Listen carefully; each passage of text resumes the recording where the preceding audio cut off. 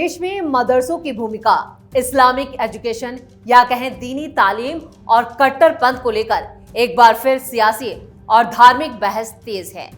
जमीयत उलेमाए हिंद के प्रमुख मौलाना महमूद मदनी के एक बयान को लेकर अब मुस्लिम समाज ही आपस में बटा नजर आ रहा है।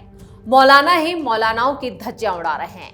इसी कड़ी में मुस्लिम धर्मगुरु मुफ्ती इफ्राहिम ने मौलाना अरशद मदनी पर बड़ा अटैक किया है। उन्होंने आरोप लगाया कि जिहाद की सोच की शुरुआत मदरसे से हुई और ये भी कहा कि मौलाना मदनी का आम मुसलमानों से कोई सरोकार नहीं है। मुफ्ती इफ्राहिम के इस बयान के बाद राजनीतिक और धार्मिक गलियारों में हंगामा मच गया है। सवाल उठ रहे हैं, क्या मदरसों को लेकर की जा रही टिप्पणियां पूरे शिक्षा तंत्र को कटघरे में खड़ा करने की कोशिश है या फिर ये मुस्लिम समाज के भीतर चल रही वैचारिक लड़ाई का एक बड़ा हिस्सा है? क्या धार्मिक नेतृत्व के बीच बढ़ती बयानबाजी समाज में नई खाई पैदा कर रही है? और सबसे बड़ा सवाल, क्या इस तरह के बयान देश में सांप्रदायिक और सामाजिक माहौल पर असर डाल रहे हैं? आज के इस खास शो में हम आपको दिखाएंगे आखिर मौलाना मदनी के बयान पर विवाद क्यों, मुफ्ती इफ्राहिम ने मौलाना मदनी को क्या एक्सपोज कर दिया है। इस पूरे विवाद पर राजनीतिक दलों, धार्मिक संगठनों और सोशल मीडिया क्यों बवाल मचा रहा है? क्या ये सिर्फ बयानबाजी की जंग है या फिर इसके पीछे कोई बड़ी साजिश? इन सभी सवालों पर विस्तार से चर्चा करेंगे यूपी के मुसलमान में। नमस्कार, मैं हूं परवीन शेख। जिहाद करना हर मुसलमान का फर्ज है। ये मदरसे से निकली हुई शैली है।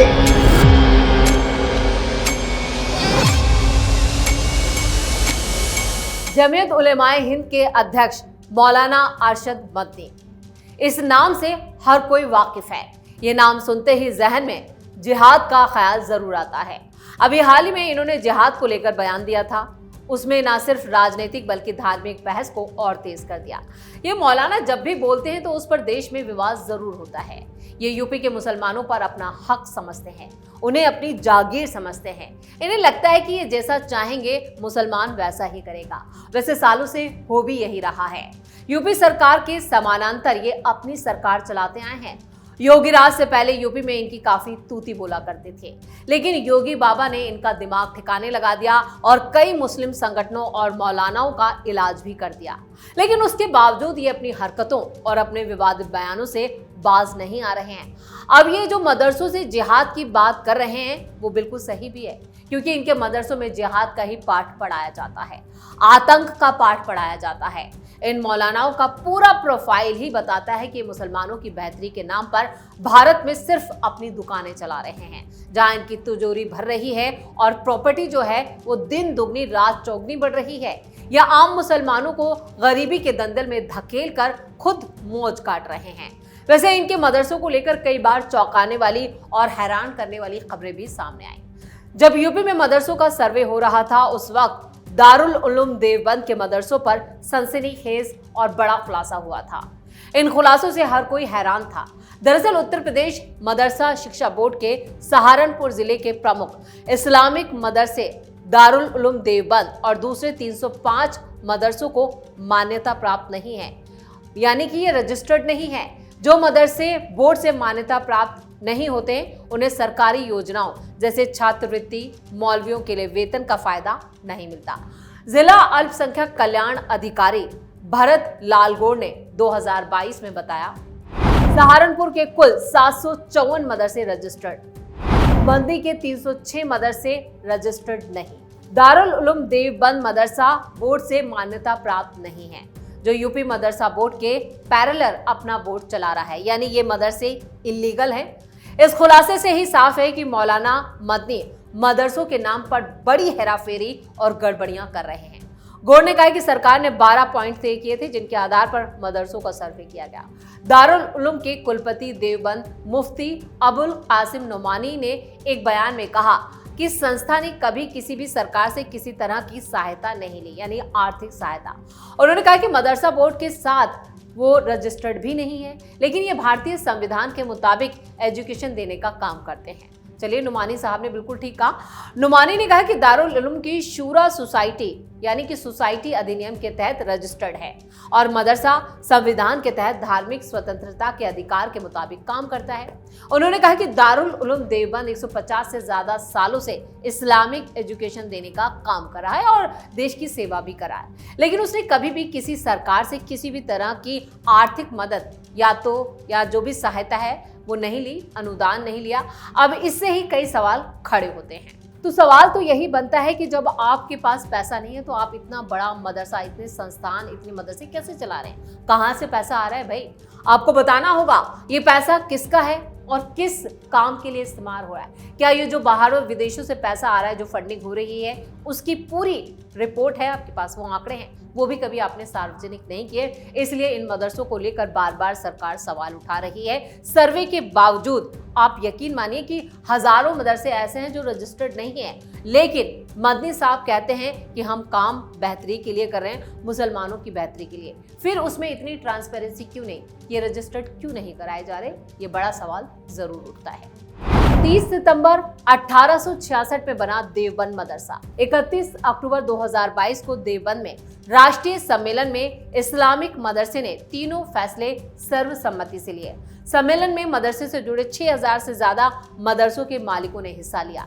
एक तरफ दारुल उलूम के मुफ्ती अबुल कासिम नुमानी और जमीयत उलेमाए हिंद के अध्यक्ष मौलाना अरशद मदनी ने राज्य सरकार के सर्वे को तो सही ठहराया, तो दूसरी तरफ उन्होंने राज्य मदरसा बोर्ड से जुड़ने से इनकार कर दिया। सम्मेलन के बाद मौलाना अरशद मदनी ने कहा, इस्लामिक मदरसा बोर्ड से मान्यता प्राप्त करने या राज्य सरकार से कोई आर्थिक मदद लेने के खिलाफ था। मदरसे के पास पर्याप्त संसाधन और धन है। इसके साथ ही उन्होंने ये भी कहा कि चर्चा के बाद बिना कोई बदलाव किए इससे जुड़े मदरसों में मौजूद सिलेबस को जारी रखने का फैसला, यानी कि अब अगर आप सरकार से सहायता प्राप्त या मदद से नहीं चल रहे तो आप सिलेबस नहीं बदलेंगे। मदरसों को राजनीति से अलग करने की कोशिश करते हुए मौलाना मदनी ने दारुल उलूम और उसके मौलानाओं के स्वतंत्रता संग्राम के दौरान निभाई गई भूमिका को दोहराया। हालांकि उन्होंने मदरसों की ईमानदारी पर सवाल उठाने और संस्थानों को आतंकवाद से जोड़ने पर नाराजगी जताई। लेकिन अगर आप सरकार से बिना मदद लिए इतने हजारों मदरसे चला रहे हैं तो ये सवाल बनता है कि आपके पास इतना पैसा कहां से आ रहा है और आप इस फंडिंग को छुपा क्यों रहे हैं और इसके पीछे मकसद क्या है। अब उन्होंने ये तो कह दिया कि मदरसों से जिहाद शुरू हुआ और उसको लेकर अब मुस्लिम मौलाना ही दो धड़ों में बढ़ते हुए नजर आ रहे हैं। दारुल उलूम देवबंद और जमीयत उलेमाए हिंद के रिश्तों को समझने के लिए भी ये जानना जरूरी है कि दोनों एक ही संस्था नहीं है, लेकिन ऐतिहासिक रूप से इनका गहरा वैचारिक रिश्ता भी है। देवबंद क्या है? दारुल उलूम देवबंद की स्थापना 1866 में उत्तर प्रदेश सहारनपुर जिले के देवबंद में हुई थी। यह दक्षिण एशिया में सुन्नी इस्लाम की देवबंदी विचारधारा का प्रमुख एजुकेशन सेंटर माना जाता है, जहां से पढ़े हुए उलेमा भारत, पाकिस्तान, बांग्लादेश और दूसरे देशों में इस्लामिक शिक्षा का प्रचार प्रसार का काम करते हैं। क्या मौलाना महमूद मदनी के पास हजारों मदरसे हैं? सरकारी रिकॉर्ड के मुताबिक मौलाना महमूद मदनी व्यक्तिगत रूप से हजारों मदरसों के मालिक या संचालक नहीं है। हालांकि वो जिस संगठन का नेतृत्व करते हैं उसका प्रभाव देवबंदी परंपरा से जुड़े कई धार्मिक संस्थानों तक माना जाता है।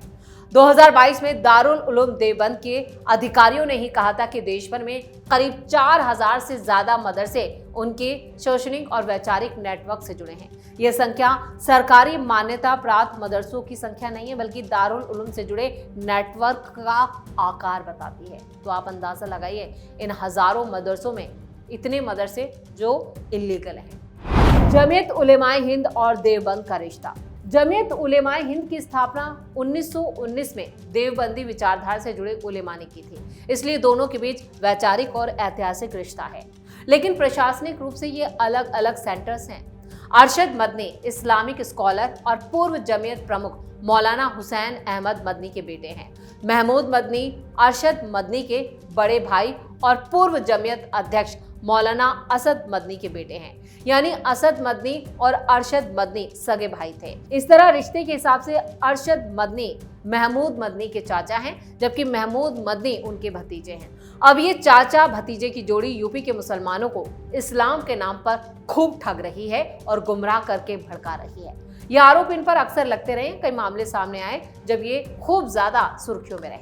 2008 में जमीयत उलेमाए हिंद 2 गुटों में बंट गया था। एक गुट का नेतृत्व अरशद मदनी ने किया, जबकि दूसरे गुट का नेतृत्व महमूद मदनी ने संभाला। इसके बाद ये दोनों अलग अलग गुटों के प्रमुख रहे। हालांकि वक्त वक्त पर दोनों गुटों के एकीकरण यानी विलय की कोशिशें भी की गई, लेकिन निजी स्वार्थ की वजह से ये कभी एक नहीं हुए और अपनी दुकानों को यूं ही चलाते रहे। अब आ जाते हैं जिहाद पर। उत्तराखंड के रुड़की में मदनी ने कहा कि 1803 में देश की आजादी का जिहाद जो था वो मदरसों से ही शुरू हुआ था और इसे ना जानने वाले लोग अज्ञानी हैं। अब उनके इस बयान पर उत्तर प्रदेश के अलीगढ़ से चीफ मुफ्ती चौधरी इफ्राहिम हुसैन ने पलटवार किया। मुफ्ती इफ्राहिम ने मदनी के बयान को पूरी तरह से राजनीति से प्रेरित और इस्लाम के खिलाफ करार दिया है। मौलाना अरशद मदनी ने क्या कहा था? मौलाना अरशद मदनी ने हरिद्वार के पिरान कलियर में उलेमाओं और मुस्लिम समुदाय की एक बड़ी जनसभा को संबोधित किया। तो इस दौरान उन्होंने आज़ादी की लड़ाई में मुसलमानों के योगदान का जिक्र करते हुए कहा कि 1803 में अंग्रेजों की गुलामी के खिलाफ जिहाद का ऐलान किया गया था और यह आंदोलन मदरसों से ही शुरू हुआ था। मदनी ने केंद्र सरकार पर तीखा हमला बोलते हुए आरोप लगाया कि मौजूदा सरकार मुसलमानों को निशाना बना रही है और मदरसों और मस्जिदों पर बुलडोजर चला रही है। हालांकि उन्होंने मुसलमानों से देश में प्रेम और भाईचारा बनाए रखने की भी अपील की। मुफ्ती इफ्राहिम ने किया विरोध। मौलाना मदनी के इस बयान पर भारतीय समाज सेवक संगठन के अध्यक्ष और चीफ मुफ्ती चौधरी इफ्राहिम हुसैन ने कड़ी प्रतिक्रिया दी। उन्होंने कहा कि मौलाना मदनी की बात सुनकर जिहाद करना मुसलमानों पर फर्ज हो जाता है। ये सोच बिल्कुल इस्लाम के खिलाफ है। इस्लाम में तकवे यानी अल्लाह के डर को अहमियत दी गई है। उन्होंने कहा कि मदनी और all India Muslim personal law board के बयान सिर्फ सियासी लोगों से प्रभावित होते हैं, मुसलमानों से कोई लेना देना नहीं। मुफ्ती इफ्राहिम ने मौलाना मदनी पर गंभीर आरोप लगाते हुए कहा कि इन नेताओं का आम मुसलमानों के असल मुद्दों या कमजोर पसमानदा समुदाय की परेशानियों से कोई रिश्ता नहीं है। उन्होंने कहा कि ये लोग कई बार कुरान और हदीस के खिलाफ जाकर भी फैसले देते हैं। गरीब तबके की मदद करने या उनके अधिकार दिलाने का कोई ठोस काम ये लोग नहीं करते। इसलिए मदनी या बोर्ड की बात को आंख मूंद कर मानना और उनकी बात पर जिहाद को फर्ज मान लेना पूरी तरह गलत है। यानी मौलाना अरशद मदनी की पोल पट्टी और एक तरह से कहें कि इफ्राहिम चौधरी मुफ्ती इफ्राहिम ने पूरी तरह से इन दोनों चचा भतीजों को एक्सपोज कर दिया। वैसे ये कोई पहला मामला नहीं है। इन मदरसों से जब आतंकी निकल कर आते हैं, हाईली एजुकेटेड जो डॉक्टर भी हैं, और वो जब आतंक फैलाते हैं, बॉम्ब ब्लास्ट करते हैं, उनके घरों से हथियार मिलते हैं, तब ये मौलाना अपनी जुबान पर ताला लगा लेते हैं। इनको सिर्फ अपनी दुकान चलानी है और इन दुकानों के चलते रहने से ही इनका फायदा, इनके घर परिवार, इनके बच्चे ऐशो आराम और मौज काटते हैं। लेकिन जबकि आम मुसलमान सिर्फ गर्त में जा रहा है, उनके बच्चों का बेजा इस्तेमाल किया जाता है, उन्हें गलत राह पर जाया जाता है और जिहाद के नाम पर उन्हें भटकाया जाता है और आतंकी ट्रेनिंग तक उन्हें दी जाती है। कई मदरसों से ऐसे आतंकी निकलकर सामने आए हैं जो बार बार इन मदरसों और इन मदरसों से होने वाली एजुकेशन या जो मदरसों में शिक्षा दी जाती है उस पर ही सवालिया निशान खड़ा कर देते हैं। अब मौलाना अरशद मदनी और इनके दूसरे जो इनके भतीजे हैं महमूद मदनी, दोनों के ही बयान देख लो, काफ़ी भड़काऊ बयान आते हैं, चाहे फिर वो राष्ट्रीय राजनीति से जुड़े हों, देश की सिक्योरिटी सुरक्षा से जुड़े हों, और जिस तरह से ये बयान देते हैं उन बयानों के बाद मुसलमानों का एक बड़ा तबका इनके झांसे में भी आ जाता है। लेकिन हम मुसलमानों को जागना होगा और इन मौलानाओं की दुकानों पर ताला लगाना होगा। जब तक ऐसा नहीं होगा तब तक इसी तरह मुसलमान भटकते रहेंगे। तो यूपी का मुसलमान में इतना ही। वीडियो कैसा लगा कमेंट करके अपनी राय जरूर दें। वीडियो को लाइक करें, शेयर करें और कैपिटल टीवी को सब्सक्राइब जरूर करें। धन्यवाद।